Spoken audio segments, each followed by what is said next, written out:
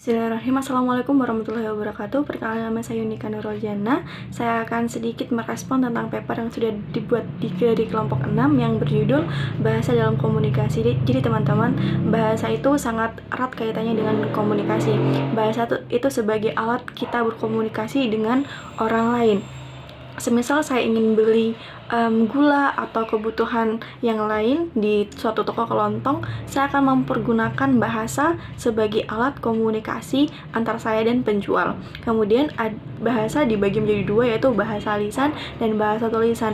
Jadi bahasa lisan itu tuh lebih minimum daripada bahasa tulisan. Semisal contoh saya berbicara, tolong ambilin itu dong, maka pendengar pasti akan tahu apa yang saya bicarakan karena saya menunjuk, saya tolong ambilin itu dong, seperti itu. Kemudian kalau bahasa tulisan lebih kompleks karena harus menyertakan detail-detail seperti tolong ambilkan pena yang ada di atas meja tersebut, seperti itu. Kemudian dari fungsi bahasa ada fungsi khusus dan fungsi umum. Fungsi umumnya ini adalah dimana kita bisa mengekspresikan bahasa itu, kemudian yang lain-lain. Kemudian kalau tentang fungsi bahasa sebagai khususnya itu adalah misalnya dalam bidang seni nih.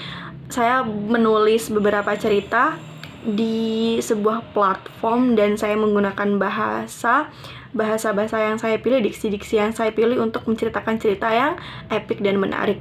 Kemudian ada tentang tindak bahasa. Ini dibagi menjadi dua, yaitu tentang tindak penutur dan pendengarnya. Kemudian ada konteks bahasa. Jadi yang pertama adalah setting, dan di setting ini tuh termasuk ke dalam bagaimana situasi ini terjadi. Misalnya bahasa yang saya pergunakan dalam tongkrongan pasti akan beda dengan bahasa yang saya pergunakan dalam sebuah forum diskusi atau forum debat. Kemudian ada participants, yaitu peserta yang saya ajak bicara.